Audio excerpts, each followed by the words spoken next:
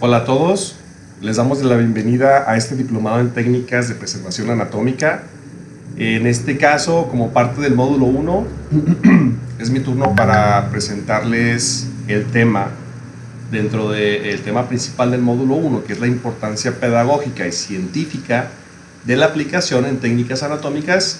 y en el apartado número 6, la química en el laboratorio de anatomía, ¿verdad? La química que, bueno, básicamente está en todos lados, donde esté involucrada la ciencia, las ciencias biológicas, la preservación, va a haber química, y la verdad es de que es un efecto dominó el hecho de que estemos hablando de la observación de una pieza donde precede la actuación de diferentes sustancias químicas para que ésta pueda ser estudiada, ¿no? En el caso de la anatomía, en el caso de, por ejemplo, la obtención de los esqueletos del sistema óseo, para poder llegar a ellos se necesita la química. Para poder entender tejidos blandos que van a estar conservados, para poder estudiarlos se utiliza la química, y en el sentido estricto, bueno, de alguna manera son ciencias que van de la mano, ¿verdad? Entonces, me presento, soy el doctor en ciencias Diego Cano Sánchez, servidor y amigo desde la ciudad de Zacatecas, México. Estamos haciendo este video precisamente como parte de este diplomado, con altas expectativas que tenemos de él, y les mandamos un saludo cordial a todos desde acá. También agradecer a las universidades hermanas, la Universidad del Quindío y la Universidad Central del Ecuador, donde también los compañeros que van a estar como ponentes en las charlas, en esta oportunidad para compartir nuestras experiencias, y sobre todo también el conocimiento que hemos logrado trabajar a lo largo de estos años. Creo que es de gran importancia también el aprendizaje entre las universidades hermanas, entre nuestros países, ¿verdad?, de habla hispana. Entonces, les damos la bienvenida, y también agradecer obviamente también a los organizadores, doctor Andrés Fernández, y también a todo el equipo, ¿no?, que está trabajando para que el diplomado y todo el trabajo se pueda obtener de forma sencilla y puedan ustedes hacer uso de él. Muy bien, normalmente nosotros hemos trabajado con mucha química. Realmente hablo de nosotros por el equipo en el que formo parte, y dentro del cual el equipo de plastinación y técnicas anatómicas avanzadas dentro de la Universidad Autónoma de Zacatecas, aquí mismo en Zacatecas, y donde dentro de esa universidad formamos parte de la Unidad Académica de Medicina Humana y Ciencias de la Salud, que en este caso es la carrera de medicina para médico general. Dentro de él tenemos este departamento donde también tenemos nosotros la oportunidad de generar piezas, de obtener tejidos y trabajarlos para investigación, sobre todo para docencia, y en el caso también de la materia que imparten algunos miembros del equipo, como en el caso de las ciencias forenses, medicina legal, anatomía, y otras de las distintas materias o unidades didácticas integradas, que se imparten en la carrera de medicina. Muy bien, en la carrera pues también tenemos la oportunidad de llevar a cabo mucha investigación, sobre todo con ciudades también que están aledañas aquí a Zacatecas, y con otras más como la Universidad Nacional Autónoma de México, la UNAM, donde también se llevan a cabo técnicas un poquito más elaboradas para la preservación, como lo es la plastinación, la elaboración de sustancias para la conservación, como lo es, por ejemplo, las técnicas como la técnica Mulligan, que se usa en encéfalo, las técnicas de McCormick para tejidos blandos, en el caso de las técnicas como la de Walter Thiel, que utiliza un conjugado de sales para poder, una vez infiltradas, preservar y conservar flexibilidad, colores en el cadáver, y que todas estas las hemos replicado al punto de que hemos generado nuestra propia receta, nuestra propia fórmula, donde normalmente también usamos algunas sales, usamos sustancias que le van a dar pertinencia al tejido para que pueda conservar su flexibilidad, pero sobre todo que van a inhibir el desarrollo bacteriano y fúngico precisamente, que es el objetivo de estas soluciones, ¿no? Es donde más pretendemos detener este desarrollo microbiano o fúngico, pero que también está muy sencillo que estos prevalezcan, ¿no? Precisamente por eso hay que utilizar las correctas técnicas de fijación. Y como decimos por acá también, el resultado final de nuestra pieza anatómica, una vez intervenida por la química, siempre va a depender de cómo la pieza venga de forma original. Es decir, si la calidad de la pieza originalmente es buena, háblese de un corazón, háblese en este caso de una extremidad de algún animalito, o en el caso de un cadáver también, la forma en la que se recibe es como precisamente podemos nosotros detener los procesos autolíticos de putrefacción,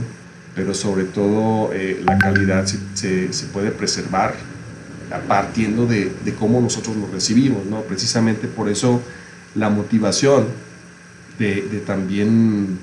tener nuestro propio sistema de donación, tanto de órganos como de cadáveres, donde tengamos precisamente el protocolo en este caso, de atención del cadáver cuando se reciba, o del órgano,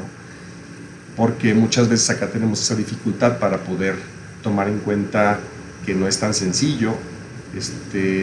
recibir de forma normal una donación de un cadáver, sobre todo por las autoridades que pudieran realizar, en este caso el sistema forense o el Servicio Médico Forense, que es el CEMEFO acá en México, en Zacatecas, y donde normalmente es de vital importancia que tengamos piezas para la enseñanza en anatomía, ¿no? Como lo hacemos acá en la universidad. Muy bien, tenemos pues para la agenda del día de hoy algunos tópicos importantes para abordar en este primer asalto, ¿verdad? Primer módulo, que es el apartado 6, la química en el laboratorio de anatomía, y donde me gustaría mucho hablar principalmente también de los antecedentes que han motivado a la aplicación de la química como un legado de preservación de piezas anatómicas, motivado obviamente por las creencias mágico-religiosas, pero que no es algo nuevo, en el sentido de que la alquimia en la antigüedad ha tratado en diversas ocasiones de crear fórmulas distintas con diferentes características muy propias para preservar las cualidades de los tejidos y demás, y dentro de lo que cabe es algo que podemos estar nosotros aprendiendo de culturas muy antiguas, que datan de más de 5000 años antes de Cristo, y que normalmente podemos nosotros también aprender las bases a partir de esos hallazgos, ¿verdad? A la vez que es sumamente interesante entender cómo ellos llegaron a dominar ese tipo de técnicas de embalsamamiento, ¿verdad? Muy bien, entonces dentro de esto pues también es importante considerar, y porque va de la mano, el aspecto de la bioseguridad. Creo que esto los anatomistas lo tienen muy bien en claro, pero muchas veces por la pasión que conlleva la impartición de este tipo de ciencias, pues quizás tomamos una serie de, vamos a decir, nos la tomamos muy a la ligera y no vemos con seriedad el asunto de la bioseguridad, respecto a que desde el 2004, según el Centro de Investigación precisamente del Cáncer de la OMS, ya es considerado como carcinogénico el formaldehído, y el formaldehído viene siendo una de las sustancias, o el metanal, ¿verdad?, más usadas precisamente para la conservación de los cadáveres. En el caso de la anatomía es importante obviamente contar con la disposición de cadáveres para el correcto aprendizaje o con ciertas piezas anatómicas, ¿no? Humanas. Entonces, precisamente, el aprendizaje va precisamente con el entendimiento de que se van a manejar sustancias como el metanal, el formol o el formaldehído, y que en este caso conlleva pues una responsabilidad del uso del mismo, ya que normalmente estamos acostumbrados a percibir el olor o el aroma y no tomamos pues la debida atención para generar espacios entre la manipulación del mismo y salir a tomar aire fresco o asegurarnos de que estén prendidos los extractores, la ventilación adecuada en el lugar o en el laboratorio o en este caso precisamente en el anfiteatro, ¿verdad? Muy bien, dentro de eso también proseguiremos con las alternativas químicas en la preservación biológica, porque no nada más el formaldehído, ¿verdad? El formaldehído se pretende que se use lo menos posible, pero en algunas ciudades, en algunos lugares, sí está más limitado el uso del formaldehído y pues a lo mejor tenemos que optar por otro tipo de técnicas de conservación, ya sea la técnica de la refrigeración, porque sabemos que bajando la temperatura ralentizamos la putrefacción del mismo tejido biológico. Eso se puede entender desde ese punto de vista, que sería un proceso pues meramente físico, pero en este caso el formol sería un proceso químico que va de la mano o puede hacer efecto sinérgico junto con el descenso de la temperatura, pero que sin embargo pudiera usarse también a temperatura ambiente, donde normalmente en algunos lugares está entre 17 y 20 grados y no permite pues la vaporización mucho del formaldehído, aunque obviamente sería peligroso tener expuesto el formaldehído al ambiente en el que estamos trabajando o el ambiente de enseñanza o durante nuestra clase, ¿verdad? Durante nuestra práctica. Muy bien, la fijación química que vamos también a tomar en cuenta para detener estos procesos autolíticos, así como también algunas generalidades de la plastinación, involucrando el uso de otras sustancias químicas también importantes, como un ejemplo de lo que hace la química en el laboratorio de anatomía. Muy bien, pues los fundamentos de la aplicación de la química normalmente tienen su raíz según los registros históricos, los antecedentes que tenemos sobre las diferentes culturas y civilizaciones que se han desarrollado a lo largo de nuestra historia y que normalmente los podemos obtener ya fácilmente en Google, la información, pero durante nuestra enseñanza primaria, nuestra edad temprana nos los han hecho saber, ¿no? en la escuela, que es precisamente las culturas y el legado que han dejado, sobre todo de forma más llamativa la cultura egipcia. A lo largo del mundo sabemos el impacto que ha tenido esa civilización, sobre todo con la proliferación de hallazgos y tecnología que en su época obviamente fue innovadora, pero que ha marcado la pauta para que otras culturas pudieran seguir. En el sentido estricto vemos pues los métodos de momificación artificial, en el caso pues también del embalsamamiento, la elaboración precisamente de sustancias que eran útiles en el sentido de extracción de esencias, sobre todo en el caso de los que estaban directamente cercanos al faraón y que tenían estas tareas, el sacerdote que tenía también la capacidad de generar sustancias capaces de detener el dolor, los analgésicos a partir de las plantas y todo lo demás, ¿no? Entonces, en el caso pues de las culturas, de las más antiguas que normalmente están registradas, tenemos a la cultura Chinchorro, ubicada en una de las costas del desierto de Atacama en Chile, bueno, ubicada en el sentido en el que ahí fueron los hallazgos. Creo que ahorita ya no están precisamente ahí, pero precisamente los hallazgos de la momificación artificial de esta cultura son precisamente en esa situación geográfica, sobre todo colindando con Perú. Las técnicas pues anatómicas que se han empezado a practicar en esas culturas han sido pues motivadas por las creencias mágico-religiosas que en su lucha de la inmortalidad o de inmortalizar a ese ser querido, a ese líder pues de la tribu o a las personas que jerárquicamente tenían una posición importante, jerárquica importante en la tribu, en la cultura se han llevado a cabo que les dan esa importancia, ¿no? De inmortalizarlas, de generar condiciones para que se preserven y poderlas estar observando, tratando durante mucho más tiempo. Normalmente la cultura chinchorro data de cerca de 7000 a 2000 a.C. Los hallazgos registrados son cerca de 5000 a.C. Y de ahí al 3000 pues vámonos con la cultura egipcia, ¿no? Donde también la momificación fue una de las condiciones que tenían hacer cuando el rito fúnebre se llevaba a cabo, sobre todo con las personalidades jerárquicamente más altas entre los mandos, los faraones, así como obviamente algunos animales que estaban cerca del mismo, como por ejemplo las mascotas, en este caso los gatos, donde también se ha visto, y aves y entre otros más elementos biológicos, ¿verdad? Muy bien, normalmente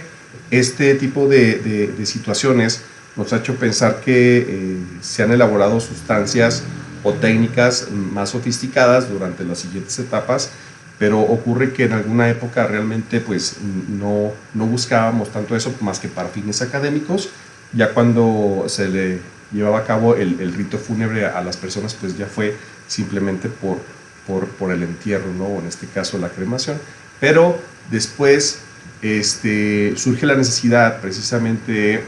de preservarlas por otros métodos, aparte del físico, aparte de la refrigeración, de bajar la temperatura, que son los métodos químicos. Y háblese también de algunos ejemplos interesantes, como durante el siglo XVII, Sir Robert Boyle,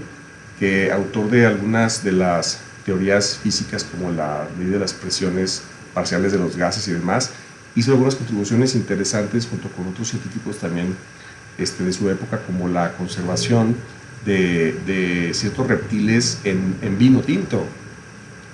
Y de esta manera, pues, ya sea por serendipia o simplemente por algún tipo de experimentación vaga o científica, bueno, sabemos que el etanol también tiene este efecto, ¿no? El alcohol etílico, derivados del mismo, y en el caso, pues, precisamente de una molécula que es similar precisamente en esta, pues está el metanal, ¿no? Donde a partir precisamente de una reacción química en la cual se convierte el alcohol metílico, se puede transformar precisamente al metanal, y de ahí es donde se obtiene principalmente, ¿no? Y sobre todo después de que reacciona el metanal o se diluye, podemos tener el parametanal, o incluso tener la idea de poder generar una reacción en la cual se obtenga dióxido de carbono y alcohol metílico al final, ¿no? En este caso del haber hecho uso del formaldehído. El formaldehído tiene una situación que también en la tanatopraxia ha sido usado durante mucho tiempo, porque tiene la capacidad de no solo evitar la putrefacción del cuerpo, evitando el desarrollo o inhibiendo el desarrollo de material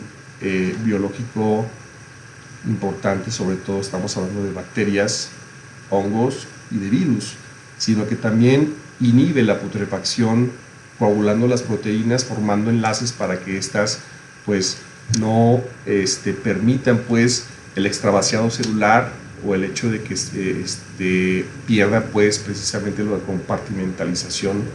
en cada uno de los tejidos, ¿no? Entonces la acción precisamente del formaldehído va de la mano con el hecho de que pudiera llegar al sitio donde queremos que llegue. Por tanto, no es suficiente con sumergir el organismo, en este caso el cadáver o algún tipo de pieza en formaldehído, en formol, sino que también es necesario pues infiltrarlo a través de arterias y venas principales para que se disemine por todo el organismo. Eso es importante. Las cavidades también es importante infiltrarlo dentro de cavidades, y sobre todo para que exista la mayor, de forma más rápida, la mayor interacción entre la materia biológica y el formaldehído, para que se inhiba la putrefacción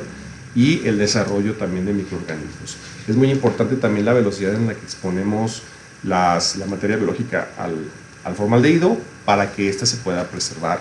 con mayor calidad. Y obviamente tomando en cuenta la bioseguridad pertinente, el uso de guantes de nitrilo, de látex en la manipulación del mismo, también así como por ejemplo debidamente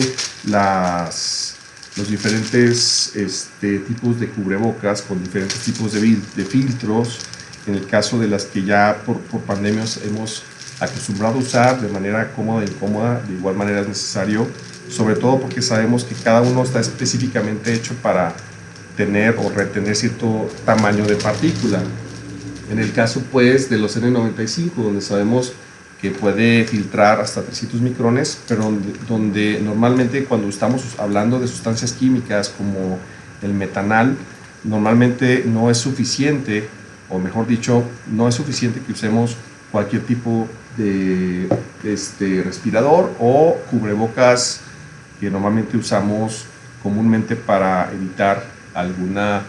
contracción, alguna infección, ya sea por algún virus, alguna bacteria, por vía aérea, vía respiratoria o bucal, y donde es muy importante usar sobre todo el material que pueda generar esta retención de partículas, como por ejemplo estos filtros que son, a ver si se ve por ahí, el filtro que es específicamente para solventes orgánicos, que son los filtros 3M NIOSH, aquí dice que es el de vapores orgánicos clase 1. Normalmente son los que usamos, somos los que usamos precisamente cuando manipulamos el formaldehído, y que es muy importante hacer uso de ellos para que podamos tener una protección todo el tiempo, ya que es muy recurrente la exposición al formaldehído como docentes en las prácticas de anatomía, de fisiología, histología, ciencias morfológicas, y que tenemos que tener un cuidado exhaustivo. También obviamente considerar la exposición de nuestros alumnos y colegas. Muy bien, entonces normalmente el uso del formol ha sido imprescindible como fijador, es decir, detenemos los procesos autolíticos, conservamos el cadáver, las piezas, pero también obviamente detenemos la formación de fúngicos, bacterias, virus, etc. Y el hecho de que ya sea determinado como carcinogénico hace que tengamos pues un límite de uso del mismo. Tan es así que, como le mencionamos, en el laboratorio que tenemos aquí en Zacatecas, tenemos un laboratorio de investigación que se llama Laboratorio de Plastinación y Técnicas Anatómicas Avanzadas, y ahí precisamente hacemos uso de sustancias que tengan el mínimo porcentaje posible de formaldehído, y que junto con las demás sustancias que son un poquito menos dañinas ante la exposición hacia ellas, nos permita generar con calidad la preservación de nuestras piezas anatómicas. También se sabe que la Agencia Francesa de Seguridad Medioambiental, que es el AFSET, estima que la exposición por encima de un determinado umbral, que es, según el artículo va de 0.25 miligramos por cada metro cúbico durante 8 horas, es la cantidad que se requiere para empezar a generar trastornos físicos, producir síntomas como dolor de cabeza, mareos, y que normalmente estos trastornos a la larga o a largo plazo es donde pueden tener una posibilidad de generar o producir cáncer. La irritación ocular y respiratoria van de la mano. Todos creo que hemos sentido alguna vez en la exposición del formol esta sensación, y que es importante que determinemos el uso limitado del mismo, ¿verdad? Muy bien, hay otras sustancias que también usamos mucho en el laboratorio de anatomía. Háblese, por ejemplo, de las sustancias como la glicerina. Una vez que tenemos piezas que podemos nosotros conservar, una vez detenidos los procesos autolíticos, podemos nosotros determinarlas y después trabajarlas en combinación para que éstas preserven, pero que no expidan vapores tóxicos. Háblese, por ejemplo, de la combinación de la glicerina con etanol, y que normalmente en un recipiente cerrado puede generar un ambiente translúcido y de conservación óptima de ciertas proporciones para nuestras piezas. En mi caso, por ejemplo, lo usamos también para conservar o mantener algunos anfibios, algunos tenemos incluso peces y piezas anatómicas suspendidas en estas soluciones, y que normalmente dan una calidad visual también importante para poder explicar o poder platicar acerca de ellas, ¿no? Para poder aprender de ellas, mejor dicho. Muy bien. Al momento en el que se deja también una parte o una desventaja también el uso de formol o sustancias que tienen altos contenidos de formol, es de que a lo largo del tiempo también comienza a degradarse el tejido de una manera muy lenta, pero también existe alguna interacción precisamente con la luz solar, y que estas empiezan a opacarse, ¿no? O opacar precisamente el recipiente que los contiene. Entonces es necesario hacer algún recambio cada cierto tiempo. Nosotros acá hacemos el recambio normalmente cuando hacemos fijación. Como casi no usamos mucho formol, las piezas que tenemos conservadas ahí, hacemos el recambio cada año. Normalmente, dependiendo también del uso que se le dé. Ahora por la pandemia quizás no hubo mucho uso, fue más prolongado, pero obviamente cada vez menos tiempo según el uso que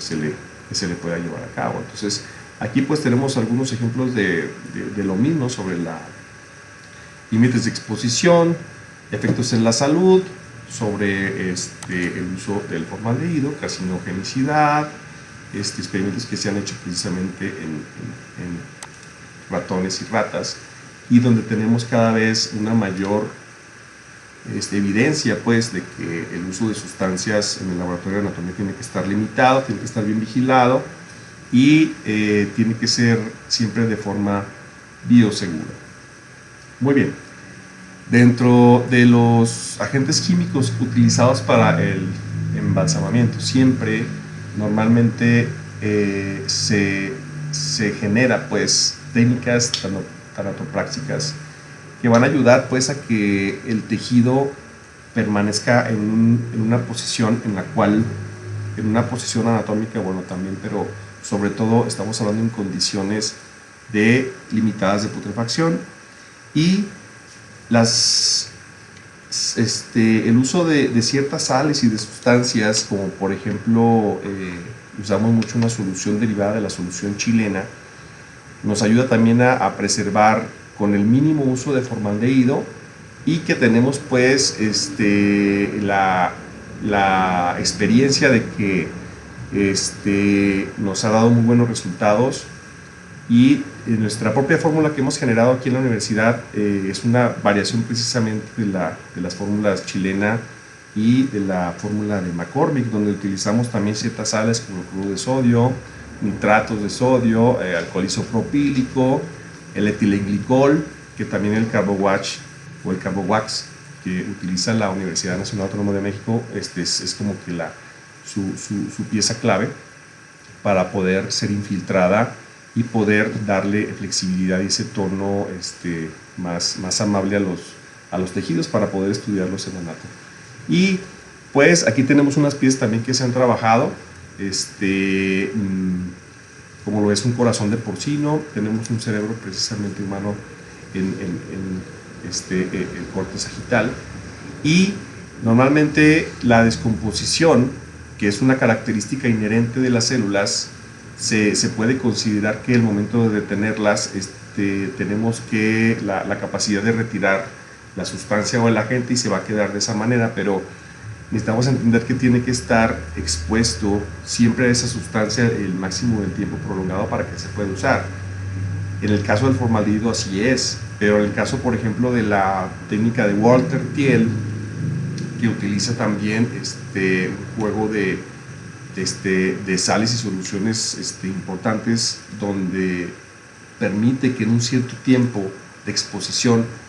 tú puedas hacer uso del cadáver fuera o de la pieza anatómica fuera de esta solución, y que lo puedas usar un tiempo sin tener que volver a depositar en esta solución. Las ventajas que te dan algunas técnicas como la de Walter Thiel, pero que normalmente, bueno, aquí en México, bueno, al menos no es barato realizarla o poder generarla. Tiene en su composición ciertos reactivos que son costosos, y a diferencia, por ejemplo, de las técnicas chilenas, pues en realidad no, si hay una diferencia muy grande respecto al costo, si se pretende hacer una solución similar a la fórmula chilena que a la de Walter Thiel. Y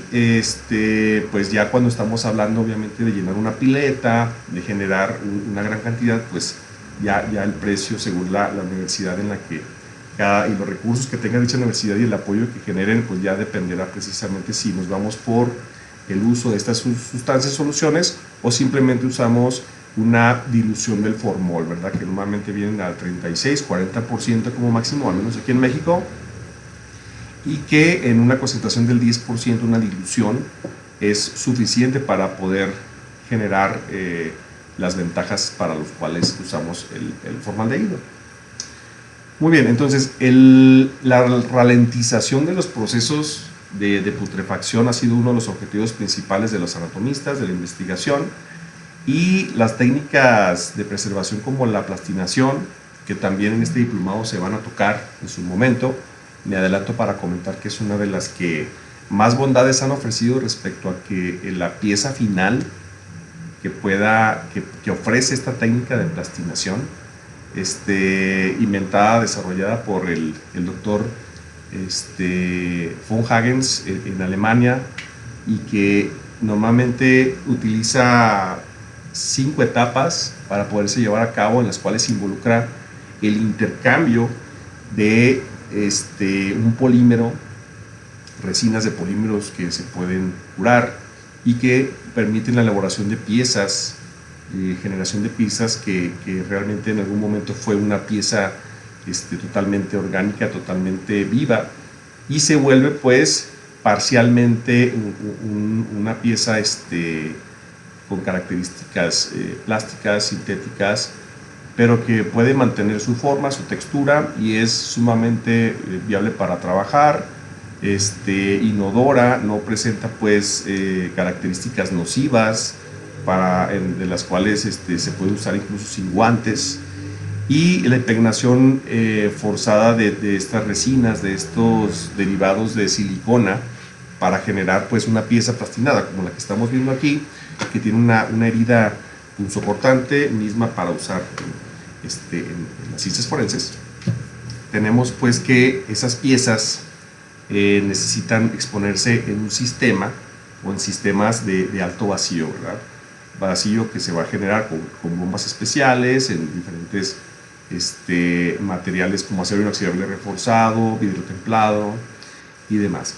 También la plastinación toma en cuenta la utilización de resinas epóxicas, que también son muy útiles para hacer los slices o hacer cortes, por ejemplo cortes con cierto grosor determinado según obviamente el objetivo que le quiera dar a mi pieza para disponer de ella, para el aprendizaje o para la enseñanza, y que normalmente para hacer hojas o cortes tan delgados necesitamos también pues equipo especial, ¿no? No se lleva a cabo simplemente con el bisturí, sino que necesitamos la aplicación de equipos que normalmente se pueden usar para otros fines, como por ejemplo las cortadoras de jamón del supermercado y demás, que son muy útiles también para dar esos cortes finos, y que con hojas de diamante en frío perfectamente lubricadas podemos generar cortes tan delgados que se pueden utilizar para otros fines de investigación, incluso para otras ramas como la histología, ¿no? Y bueno, está la técnica pues de plastinación, que se puede usar en diferentes tipos de órganos,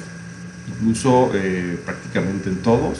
Podemos utilizar incluso la plastinación para el cuerpo completo, para un torso, una extremidad, el corazón. Y la diferencia que va a radicar, por ejemplo, plastinar una pieza como el encéfalo a otra pieza como el tejido cardíaco, pues va a diferenciarse, ya que la composición de lípidos del cerebro es mayor, por tanto existen ligeros cambios que se tienen que hacer en algunas etapas de plastinación. Por lo tanto, son cosas que se tienen que considerar en este tipo de métodos, pero los reactivos químicos o el intercambio precisamente de sustancias es igual para ambos casos. En el caso de la fijación, es la primera intervención química que se hace para la conservación de tejidos, para obtener las piezas anatómicas. Y como ya lo hemos hablado, se hace con el formaldehído, ¿no? Podemos hacer uso de otras sustancias, podemos incluso generar una especie de intervención directa para eliminar el agua del tejido sin pasar por la fijación. Nosotros hecho esa prueba en el laboratorio de plastinación y nos ha dado buenos resultados. Sin embargo, muchas veces cuando se obtiene la pieza no podemos trabajar en ese momento, así que la fijamos, sobre todo también por bioseguridad, para eliminar cualquier patógeno que pudiera representar algún riesgo para nosotros. Eso creo que es el objetivo principal de generar la fijación. Y después de que ya no quiero que exista una gran cantidad de formol en mi pieza, pues tenemos que hacer los lavados, ¿no? En este caso, si se pretende generar aplicar un método de conservación a una pieza anatómica, tenemos que eliminar la mayor parte del formaldehído, y para eliminarlo tiene que ser de una manera muy sutil, donde la pieza pues no tiene que ser afectada. Entonces la mejor forma y más natural pues es sin duda los lavados. En el caso de los lavados, la exposición a agua por goteo indirecto normalmente ayuda bastante, y al momento de que retiramos el agua dentro de las células y tejidos, que es el primer paso, que es la deshidratación, que es el primer paso, bueno, en el caso del proceso de plastinación, para la impregnación forzada del polímero necesitamos sacar el agua primero. Entonces cuando sale el agua, sale también el metanal, el formol, y nos ayuda precisamente a que se elimine el que está intravascularizado y que normalmente no se puede eliminar simplemente con los lavados, ¿verdad? Dentro de esto pues hay material también amable que usamos, químicamente amable, que usamos también en anatomía, como la glicerina. También las sustancias como la solución también chilena posee una parte de glicerina, para lo cual ayuda también a la textura, nos ayuda a generar un acabado muy bonito. Y aquí tenemos pues precisamente uno de las piezas del Museo de von Hagens en Heidelberg, Alemania, donde pues esta técnica es pues muy usada alrededor del mundo. Tanto es así que pues ellos mismos tienen la empresa donde te venden pues prácticamente todo el reactivo, pero que de forma local podemos conseguirlo, ¿no? Químicamente tienen la composición, pues se puede conseguir, bueno, al menos aquí en México sí, y pues obviamente hay una gran diferencia también en el costo, ¿no? En el caso sobre todo la moneda del euro comparada con el precio mexicano. Y el dimetil-etilsiloxano, que es normalmente lo que llamamos, o que lo que llaman los expertos precisamente en plastinación como el S10, también fácilmente se puede obtener de este lado, y que se puede usar para como el material más importante en la impregnación forzada, y para generar un acabado como el que están viendo, aunque al final sabemos que se le da un tratamiento con cierta tinción, con tintura, para poder hacer énfasis en los tejido, el músculo esquelético y cada uno de los órganos, como lo están viendo. Tenemos también aquí una pieza, un corte precisamente de médula, y es un ejemplo para considerar que hay ciertos tipos de tejidos se conservan, no todos en el mismo tipo de sustancia. Hay sustancias específicas para cada cierto tipo de tejidos. Por ejemplo, la solución McCormick es muy amable con los tejidos blandos, en el caso, por ejemplo, también del tejido adiposo, y algunos órganos también que son un poquito más lábiles o dóciles. Y la solución McCormick, sobre todo en el encéfalo, también nos ha ayudado a generar por mayor tiempo la calidad de los cortes, sobre todo si se tratan con la tinción, por ejemplo, de Mulligan, para diferenciar masa encefálica gris y blanca, y es muy útil también para el aprendizaje, ¿no? La solución McCormick de la que he estado hablando también tiene una concentración, una proporción idónea de sales, y se pretende que también use la menor cantidad de formaldehído para evitar la exposición al mismo. Muy bien, Después de este preámbulo, tenemos pues ahora que hablar un poquito más de las alternativas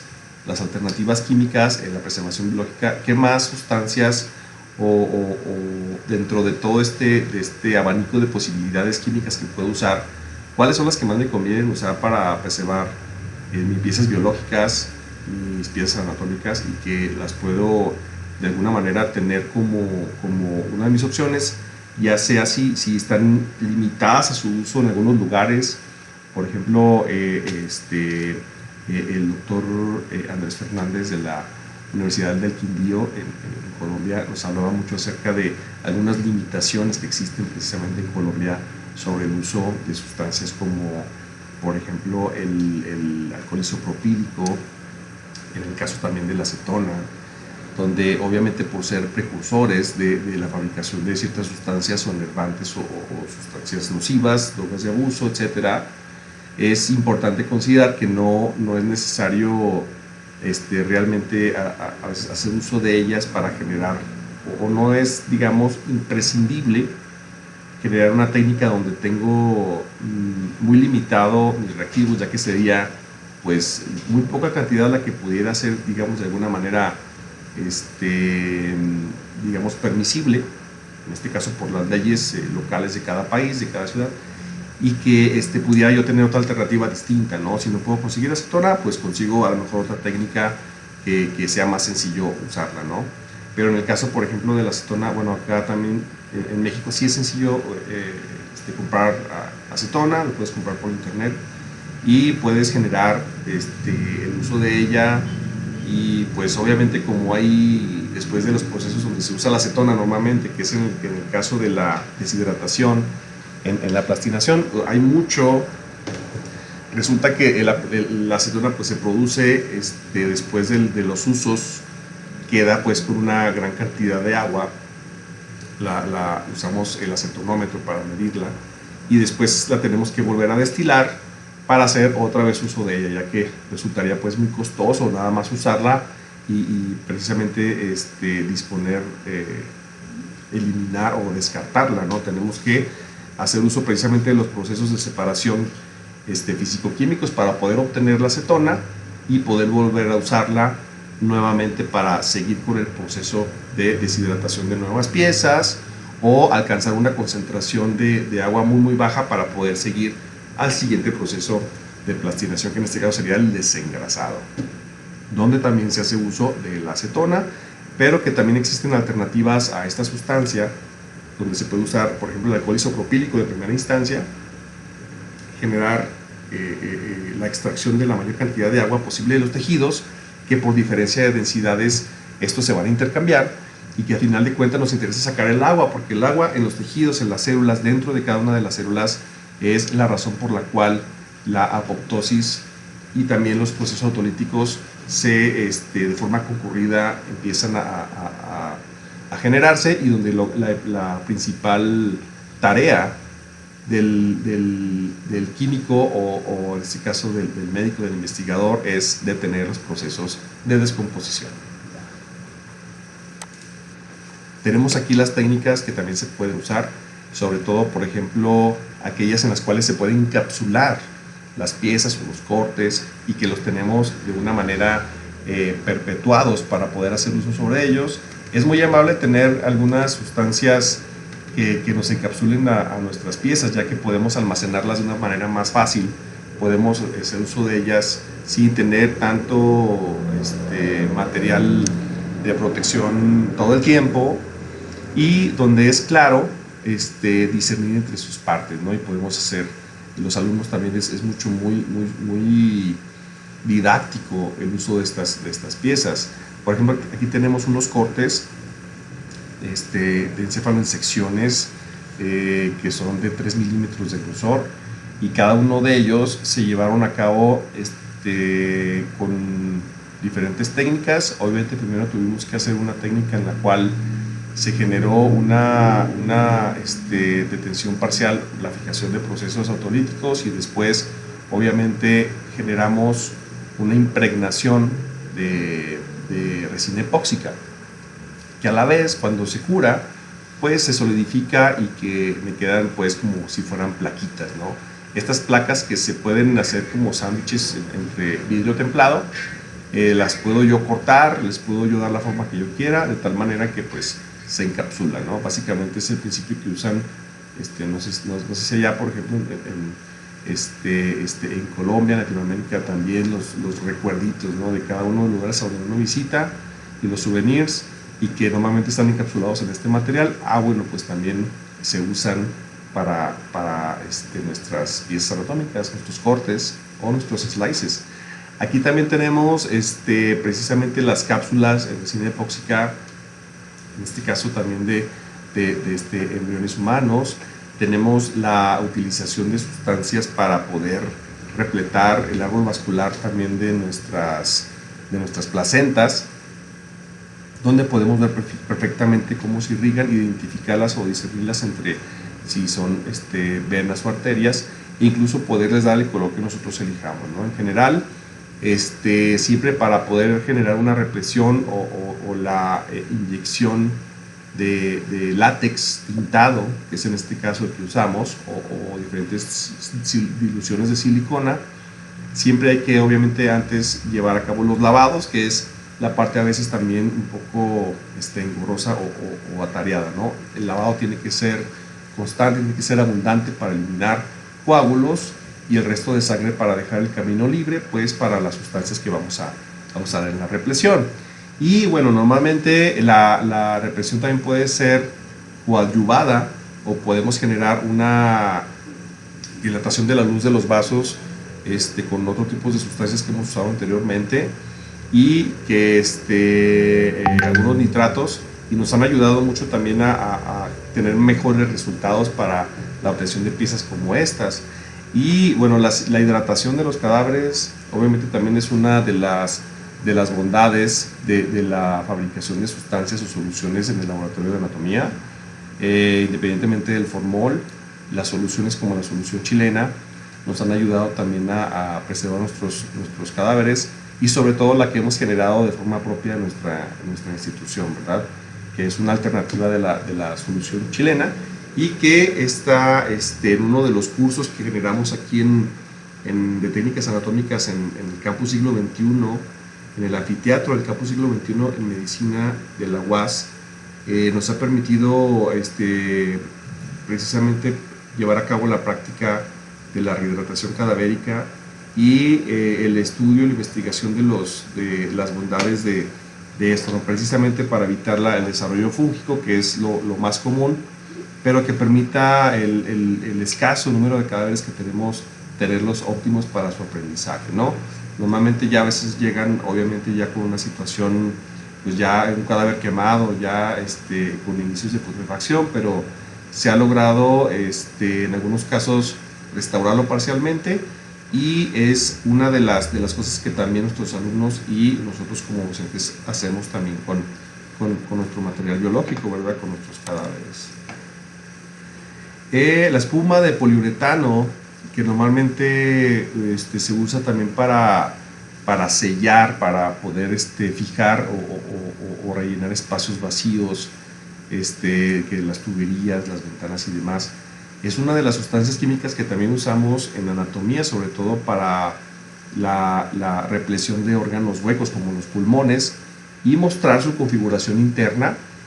al momento de generarla. Por ejemplo, aquí en el caso de esta pieza, que es propia de un porcino, y donde una vez obtenida la pieza, donde se realiza el sacrificio del animal,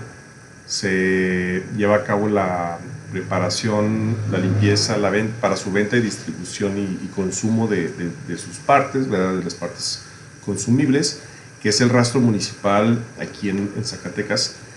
Y en ese sentido, la pieza ya fresca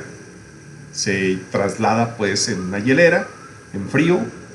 en un lugar hermético, y ya en el anfiteatro o en el lugar donde estemos en el laboratorio procedemos a llevar a cabo la limpieza, ¿no? La limpieza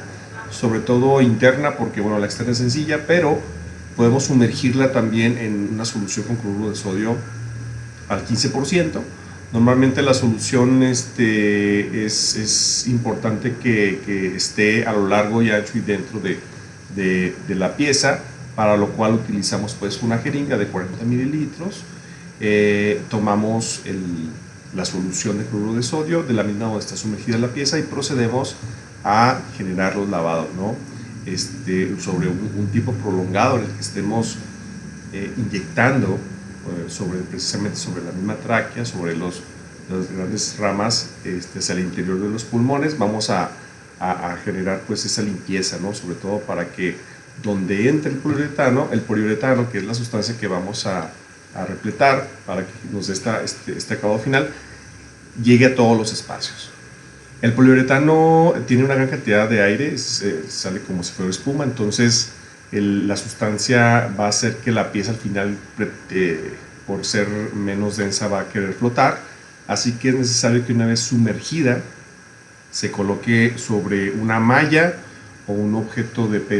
peso considerable para que ésta se obligue precisamente a estar sumergida, ¿no? Una vez que ya tengamos pues los lavados, se procede precisamente pues a llevar a cabo la introducción del poliuretano, y cuando esta pieza se expanda, los pulmones se empiecen a expandir, vamos a tener pues una razón de expansión limitada donde vamos a darnos cuenta que ya está totalmente repleta en el interior por el poliuretano, y que ahora ya podemos proceder al siguiente paso, que sería la corrosión, donde químicamente hablando tenemos la desintegración del tejido blando del mismo pulmón, del tejido pulmonar, y para hacerlo nosotros usamos una solución de hidróxido de sodio al 15%, se puede usar con una concentración menor, pero el tiempo de exposición tiene que ser mayor.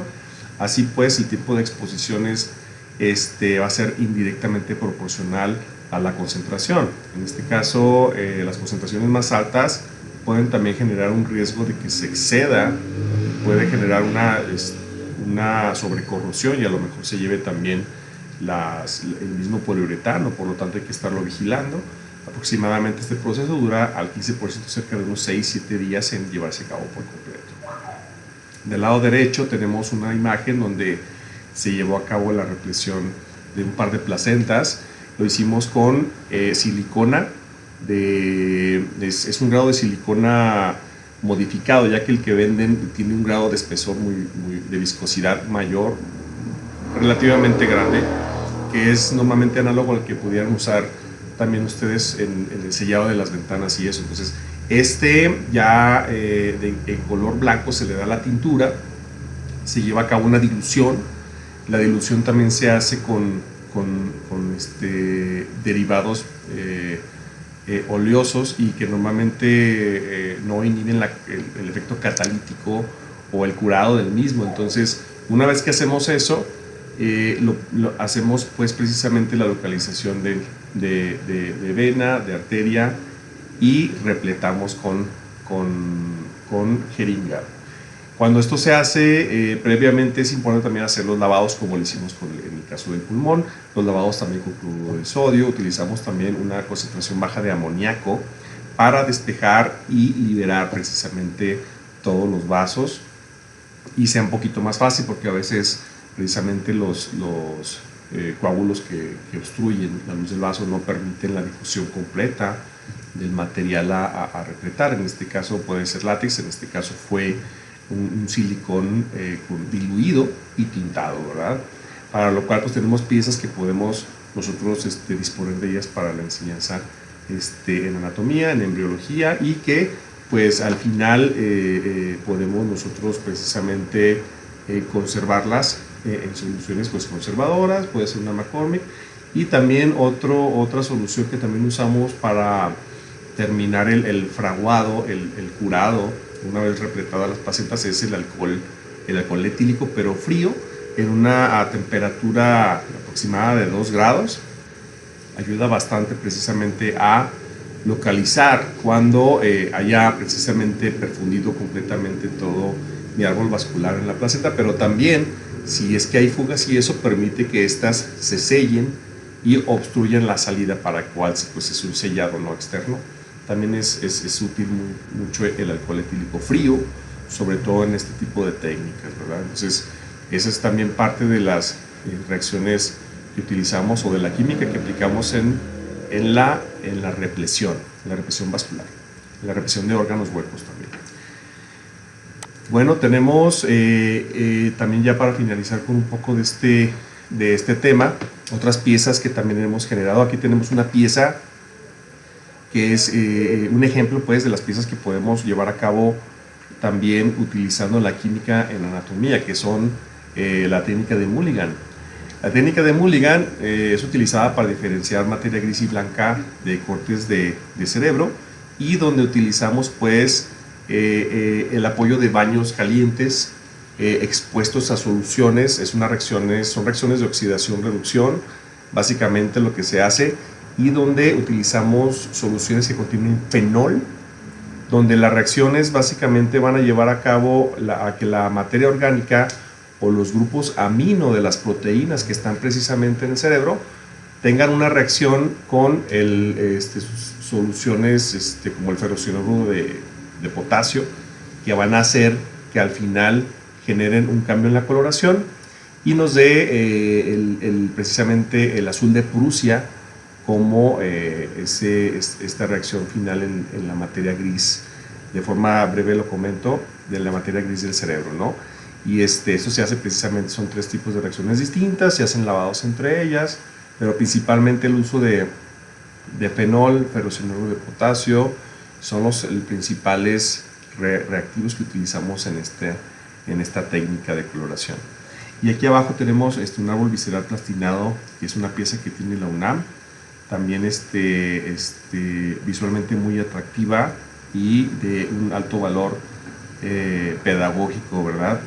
Y aquí tenemos otra represión también de riñón, sobre todo para ejemplificar lo que también se habló cuando hablamos sobre la represión de placenta, en el cual pues es importante realizar los lavados pertinentes, el despeje de la luz de los vasos y tener obviamente paciencia para poder hacer la represión correctamente, ¿verdad? Después se hace la corrosión para eliminar obviamente el tejido, en este caso como tal el riñón, la víscera, y nos quede la configuración interna de todos los vasos dentro del riñón. Y bueno, la fijación química, para no prolongarnos mucho, básicamente es importante comentarla, ya que también a lo largo de las charlas que hemos tenido, la plastinación, que es un método también muy importante que hacemos, la fijación, más que como parte del proceso de plastinación, creo que es general, ¿no? Se tiene que realizar en todas las piezas que vayan llegando, que vayamos teniendo nosotros en contacto y que vayamos adquiriendo.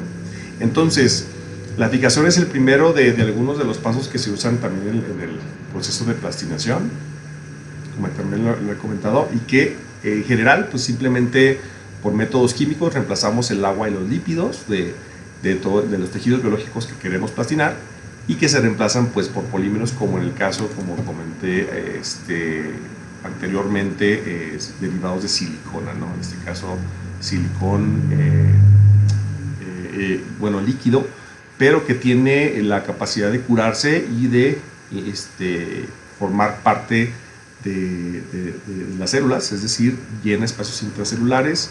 extracelulares, y pues realmente me mantiene la pieza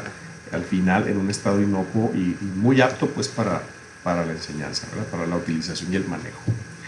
Entonces, el esquema general que se usa es la elección de la pieza biológica. Como lo platicaba, es importante que la pieza sea lo más lo mejor posible, se obtenga, es decir, que no tenga ya índices de putrefacción, que sea lo más fresca posible. Y se puede obviamente planificar una disección, que puede ser opcional, para poder seguir pues con los procesos que la fijación va a ser el primero. Neutralizamos la pieza, eliminamos cualquier microorganismo que pudiera existir por ahí, y sobre todo también pues ralentizamos y detenemos parcialmente también los procesos de autólisis y que obviamente generarían la putrefacción de la pieza. Se hace la deshidratación, eliminamos el agua por medio del intercambio de la acetona con la misma por diferencia de densidades. Normalmente lo podemos hacer en frío o en calor. Frío y en calor pues, son términos subjetivos, pues en frío obviamente en la temperatura que lo queremos acercarnos es a menos 30 grados centígrados. Usualmente nosotros lo hacemos a menos 50, y también con un ultracongelador, y en el caso de en caliente, más que nada es a temperatura ambiente. En este caso, la temperatura del laboratorio por medio se acerca a los 17 grados, entonces es la temperatura que consideramos temperatura ambiente. Después la impregnación forzada, que se hace en una presión negativa de -1 atmósfera de presión negativa, y al final el curado, que también se utilizan diferentes reactivos químicos, sobre todo el dimetilmetilsiloxano, para poder generar esa capa, esa forma final de la pieza, de la cual puede tener un cierto grado de dureza, pero que ya no va a tender pues a destruirse tan fácilmente. Se puede manejar y se puede hacer uso por medio de los alumnos, del profesor, sin necesidad pues de guantes y de una protección primaria importante, ¿verdad? Muy bien, aquí tenemos la obtención del órgano. En algunos casos se ha hecho, se ha estudiado precisamente la diferencia de peso con respecto a la impregnación forzada, por eso se pesa, se sacan las características, el volumen, etc. Aquí tenemos un árbol visceral también que se obtuvo a partir de un canino, y del cual también se llevó a cabo el proceso de plastinación. Este fue sacrificado precisamente por una clínica canina que nos dona a los animalitos que por alguna razón, enfermedades y demás, son sacrificados, y que algunos de ellos utilizamos precisamente para estas técnicas, ¿verdad?, de preservación. La fijación es muy importante, lo comentábamos, porque tiene procesos naturales de putrefacción, el desarrollo de microbianos, de fúngicos, que son muy latosos, sobre todo también en los cadáveres, porque como sabemos, a los fúngicos les gustan los lugares oscuros, húmedos, y solemos tener ese problema, sobre todo cuando no utilizamos las sustancias adecuadas para evitar este desarrollo fúngico. Y sobre todo, bueno, que ya sabemos que la inmersión en formol es común, pero que existen otras alternativas como las que mencionamos, ¿no? En el caso de las soluciones derivadas de la solución chilena o análogas, solución McCormick o la solución de Walter Thiel. La limpieza y preparación de los órganos es importante antes de generar la fijación, ya que pues, en cierto modo generamos una mayor interacción directa con las partes que nos importan del órgano, y retiramos coágulos y artefactos que pueden ser suciedad, nos van a perjudicar y enturbiar nuestro medio, y de alguna manera podemos nosotros entender que la exposición al formol no tiene que ser pues tan prolongada. La literatura marca que con que tengamos precisamente la interacción del formol para fines de neutralizar microorganismos puede ser precisamente de 72 horas, el equivalente a 3 días, pero también es importante considerar que tenemos que estar seguros o tener la garantía de que llega a todo el interior de mi órgano, está perfundido en general en todo el volumen propio del órgano, en este caso de este corazón que está aquí. Para lograr esto también se puede utilizar en presiones negativas, podemos hacer uso de la física, pero también la simple exposición, los lavados continuos generan garantía de que esto suceda. Y una vez tenido esto, pues podemos proceder ya sea a lavar o hacer el intercambio de agua con soluciones como la acetona para hacer la deshidratación, y de esta manera tener nuestro órgano ya listo pues para usar, ¿no? Tenemos aquí también la medición precisamente del volumen, entre otras características que sacamos pues de la pieza que se va a preservar. Normalmente son parte de los protocolos que tenemos para la preservación de los órganos. Y donde también otra cosa importante que hemos destacado es que cuando se fija una pieza anatómica, genera pues un pequeño detalle, que es un efecto en el cual el tejido se retrae. Esto es precisamente una consecuencia que es lógica desde el punto de vista en el cual tendríamos que tener una desventaja respecto a que va a cambiar el volumen, el tejido va a perder algunas propiedades, elasticidad, va a perder agua, va a perder la condición en la cual el tejido, el músculo cardíaco se asocia, para lo cual precisamente podemos pensar que si estamos hablando de la identificación o la medición de alguna herida, o como la medición del diámetro interno de la vena cava. Pudiera ser también cualquiera que sea el objetivo de la medición, podemos comprobar que existe un grado de retracción, eso no se va a discutir. Pero aún así no es un porcentaje representativo como para decir que la pieza queda con un menor valor pedagógico o académico, ¿no?, para su disposición de enseñanza. Realmente la calidad puede ser buena, sin embargo sabemos que la retracción se lleva a cabo sobre todo por la fijación, que es la intervención de materiales como el formaldehído a ciertas concentraciones que hacen que el tejido pues pierda de alguna manera también parte de su textura, volumen, y genere una pequeña distorsión en su forma, forma natural, ¿no?, en la forma en la que normalmente fisiológicamente está el órgano en este caso, ¿no? Puede ser igual extrapolado a algún tipo de tejido. Muy bien. Y bueno, les dejo aquí también los contactos, sobre todo el de un servidor, el correo electrónico, la página del laboratorio para cualquier duda que ustedes tuvieran, y apoyo hacia el diplomado para que se pudiera enriquecer todavía más, o de alguna duda específica, con gusto estamos para solventarla. Y pues bueno, les agradezco mucho la atención y que haya tenido a este módulo, y pues vamos a trabajar, ¿verdad? Tenemos por ahí un trabajo sobre todo en los artículos y en los cuestionarios por ahí que tenemos que cumplir. Les agradezco mucho y que pasen un excelente día, y un saludo cordial desde México. Saludos a todos. Gracias.